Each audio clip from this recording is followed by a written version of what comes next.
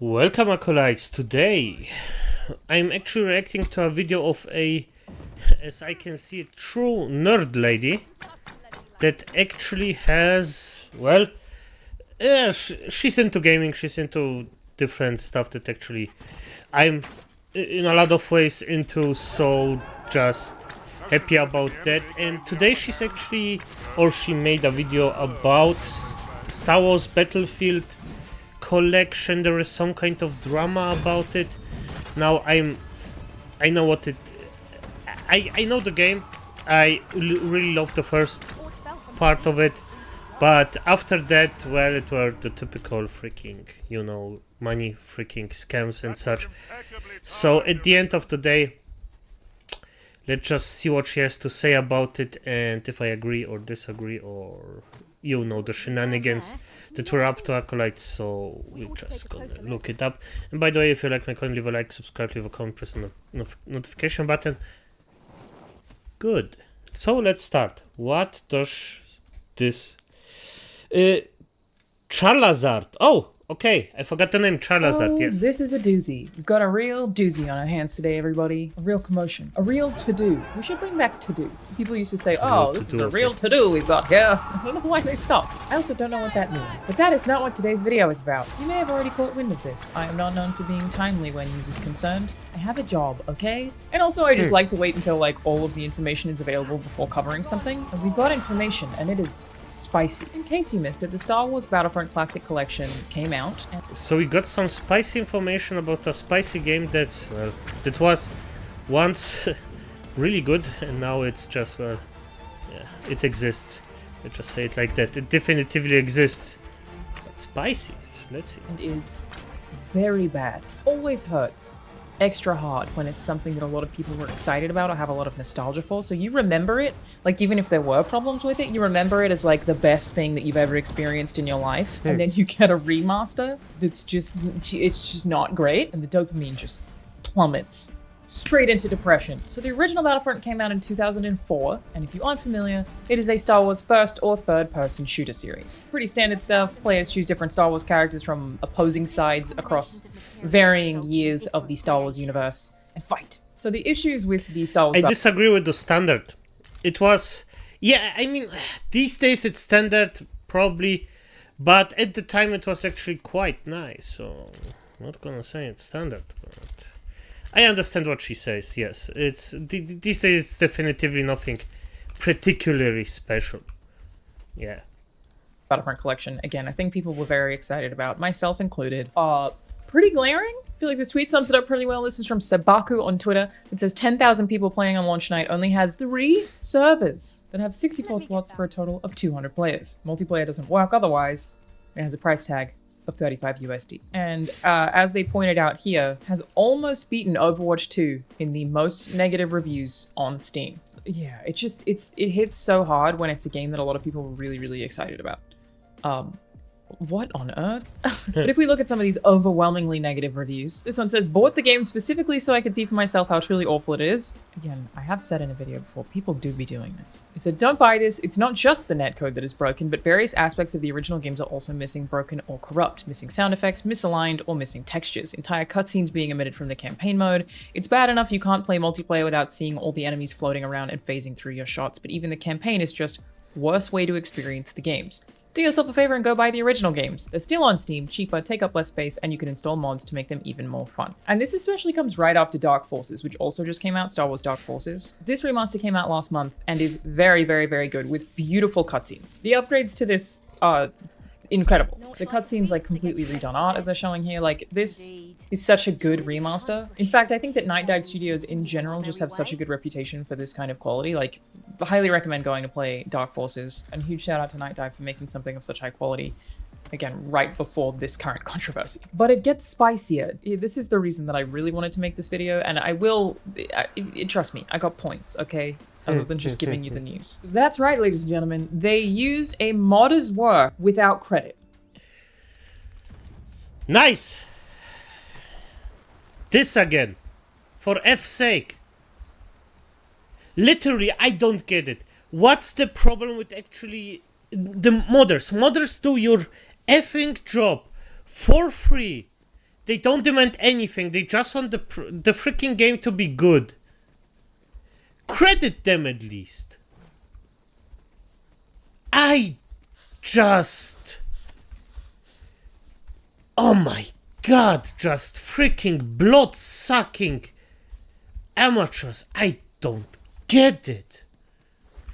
And yes, you can forget once or twice giving credit somewhere, but for fuck's sake, honestly.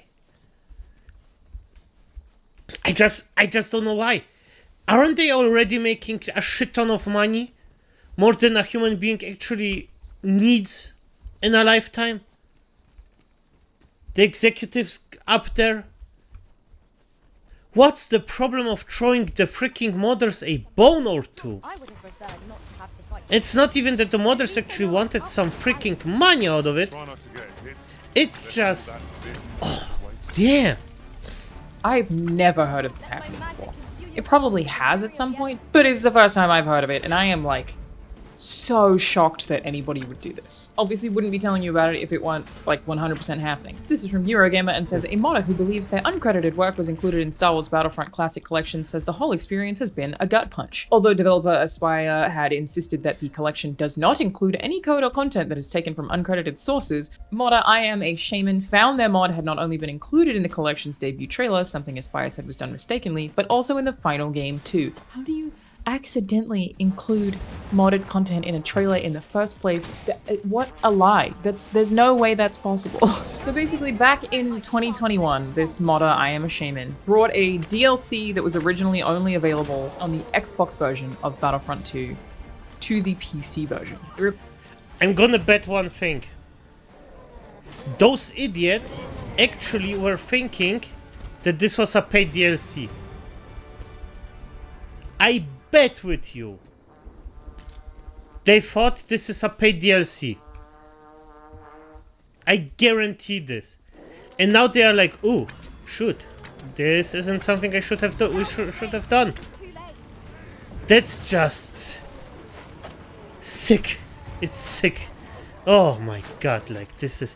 What the fuck? The entire thing is even worse than I thought. Damn.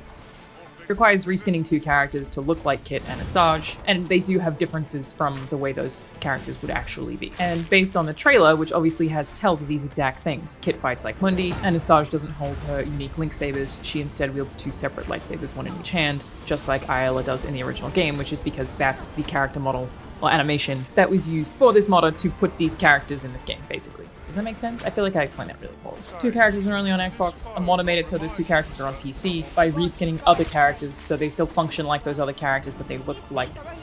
I don't know what else to say. And this is obviously extremely obvious. Apparently, if you update your game, that will change, but the fact that it was there at all is just so concerning to me. Now, Aspire has issued an update. They said, we'd like to thank the Battlefront community for their overwhelming support and feedback for the Star Wars Battlefront Classic Collection release. At launch, we experienced critical errors with our network infrastructure. The result was incredibly high-ping matchmaking errors, crashes, and servers not appearing in the browser. Since launch, we've been working to address these issues and increase network stability, and we'll continue our efforts until our network infrastructure is stabilized to prevent further outages. Please continue to report bugs, errors, or unexpected behaviors to our support team via our request form, the Aspire team.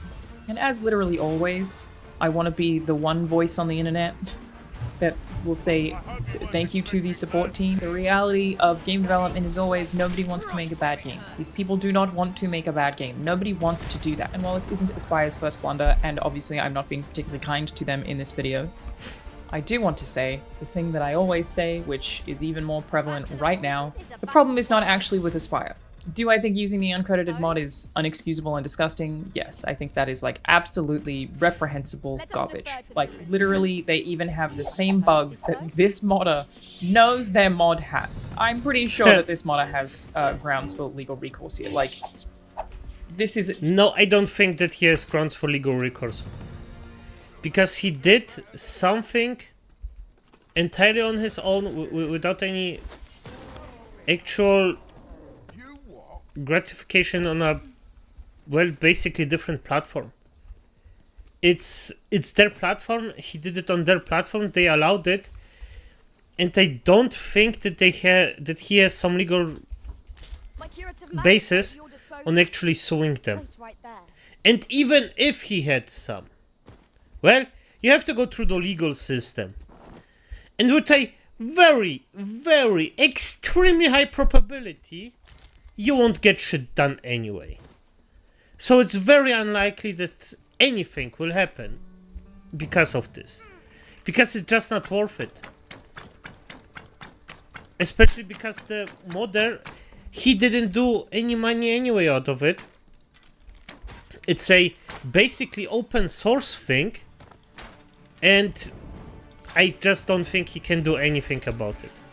And even if he could, the expenses he has to get, the freaking time he has to invest in it, it just isn't worth it. It's just not worth it. It's sad, but it's sadly true. This is genuinely a disgusting and inexcusable thing to do. Again, I've never seen this happen before. I'm sure it has at some point, but I'm like so disturbed by doing this to a modder. Like I really hope whoever is responsible for doing this is fired 10,000 times over and never allowed to work in the games industry again. Like, this is disgusting. Modders copying other modders, not uncommon, usually okay. They're not selling anything, but when you're actually releasing it as an official packaged product that you are selling, oh my god. Now, Aspyr have been around for a pretty long time, to be honest. They are an old game studio. They are 27 years old. And this is not their first recent blunder, though they have also made a ton of really good games. But here is the thing that I wanted to take the time to point out now that we've, covered the meat here. No game developer ever wants to release a bad game. This is a fact. There obviously can be individual devs who are lazy and don't care, but as a group, no, you care about releasing things people like. That matters to you, I promise. It's such a hard, low-paying job compared to other industries that utilize the same skills. Like, if you were just in it for money, you'd go work in software engineering, not in game development. I mean, it's technically a different kind of software engineering, but you know what I mean. Like, you just go do that anywhere else. I promise you game developers do this because they love video games. Which is, of course, not the case for publishers. I know I'm beating a dead horse and I say this all the time, but it is so important to reiterate and is so obvious in this particular case. Guess who was bought? Yes, you're beating a dead horse, but this dead horse is so true that it's baffling that not actually more people are like doing something against it. It's not even that it's just true, it's just that most people just don't give a shit. I mean, I didn't buy the collection. Why? Because I actually informed myself. I waited freaking 2 days before I did it. I just look up a YouTuber and then I see their gameplay. I don't even have to hear what they have to say about it, because the YouTuber could also be just a pure shill. That's also a thing. I just look at the gameplay and I'm like, yeah, this looks like shit. No, nah, it's fine. It's fine. And in this specific case, a friend of mine just sold, hey, Smiling, or Lich, I don't know how you call it. Lich, remember the Battlefield games? And I'm like, hell yeah, they fucked it up. Oh, fuck me, okay, good. It's done then. Just wait a second. Just don't buy this shit, and I understand that people get fired, but honestly, if you're not strong enough to actually look for something different, then it's on you. Just don't give a shit and just go somewhere else. At one point you just have to actually evolve in your life and just do something you love. If you're not doing that, what the fuck are you doing? Yes, of course you actually have to, sometimes you just have to do things that you don't want, especially if you're young. You just have to get a position where you actually can learn stuff, even if you absolutely hate it, okay. But that's not the case most of the time. Most of the time those are just miserable people that are working there. For some effing reason. And yes, some love the games they are working on, but I'm gonna be honest, it's not that often. Most people are making this for the money. And yeah, and if you actually want some freaking developers that do this stuff for fun, indie, my man, indie.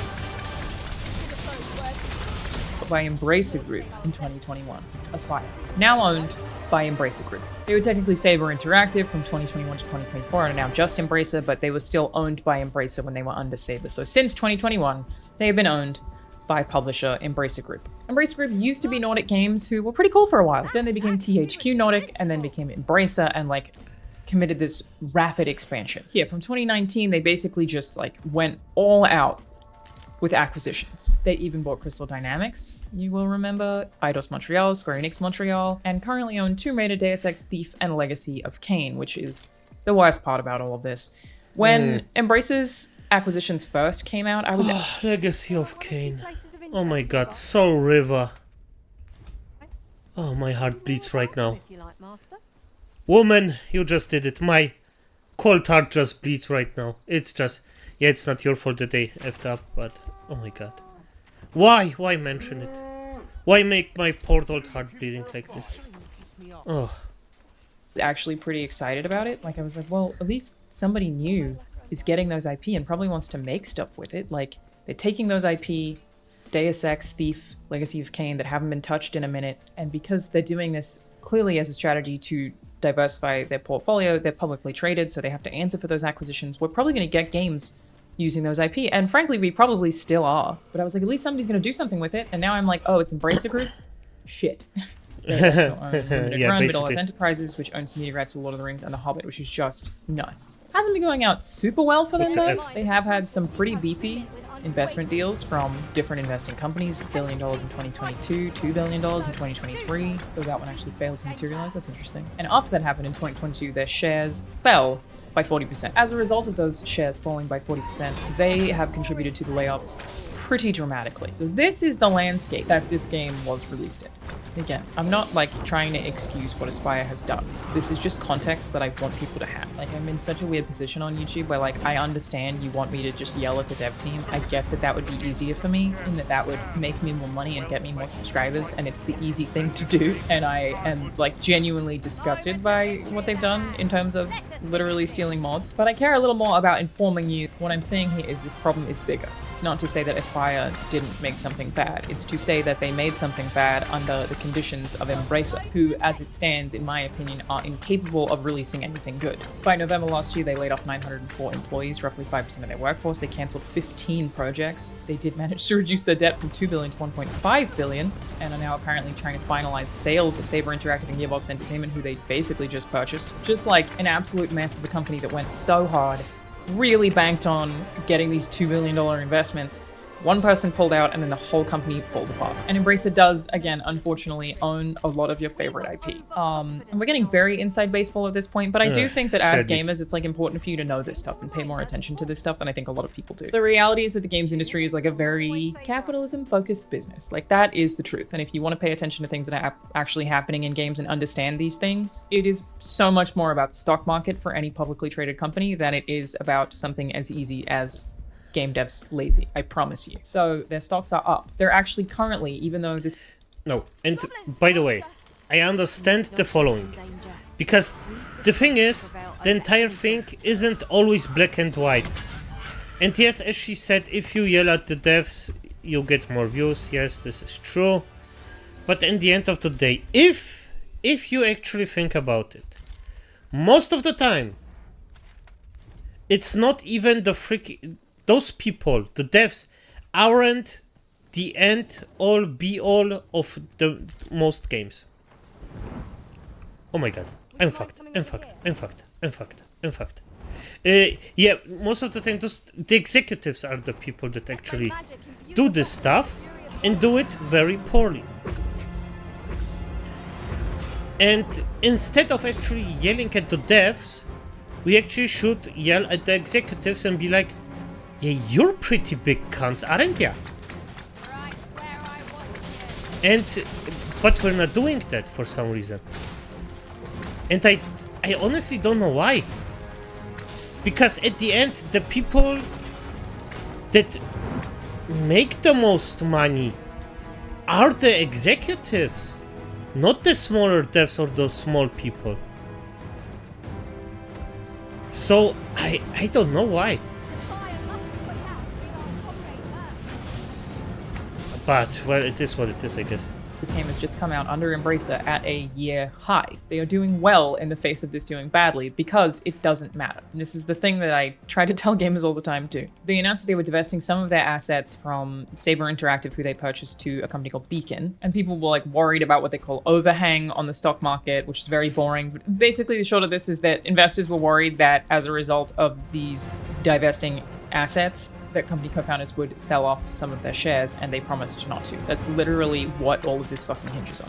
That's literally what the whole games industry hinges on. Do you understand what I'm trying to tell you? Because assets from Saber Interactive are going to Beacon. The market was worried that this guy, Matthew Koch, who owns Beacon Interactive, would sell some of his Embracer shares as a result of getting those new assets, and he said, I won't. That's literally all that happened. The games coming out don't matter. The quality of the games does not matter. It doesn't fucking matter. This is up right now at a year high because one guy said, no, don't worry about it. I'm not going to sell those shares. The stockholders who control the whole games industry really were like, listen, man, I'm just really worried that because you're buying this stuff from Embracer that you're going to sell your Embracer shares. And the guy said, I'm not going to do that. Don't worry about it. And they were like, cool. Do you understand what I'm saying? You can scream and shout as long as you want about bad quality video games, and it unfortunately does not matter. What matters is the stock market. Your words on Twitter, your YouTube videos, your Reddit posts don't matter. None of it matters. It does for companies that are not publicly traded. Baldur's Gate 3, not made under a publicly traded company. Huge shout out to them. But for studios, publishers that are publicly traded, in a lot of cases, as we're seeing with Embracer somewhat consistently, the quality does not matter to them. Some guy saying, no, don't worry, I'm not going to sell my shares, is what matters. That is the reality of the video industry, unfortunately.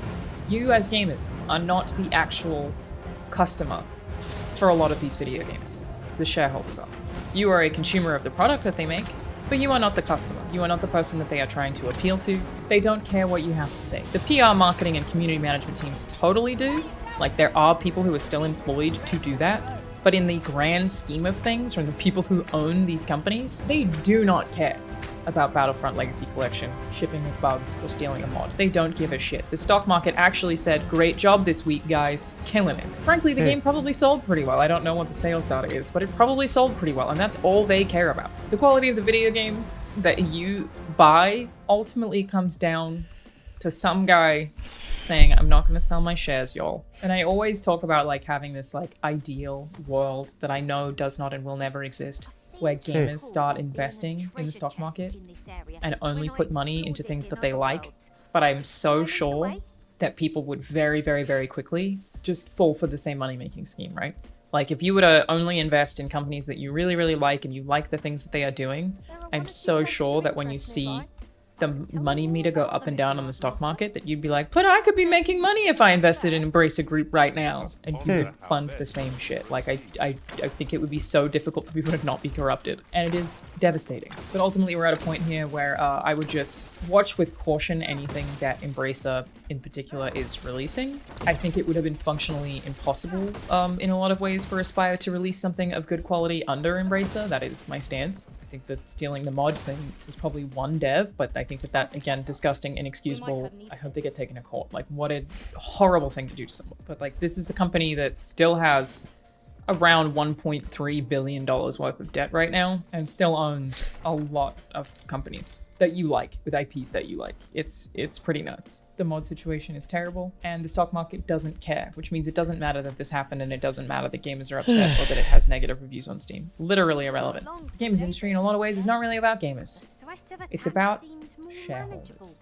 Yes, I agree on that, but what I wouldn't say it's irrelevant, because it is relevant. Why? Because a lot of people have fun with games. And that this is relevant.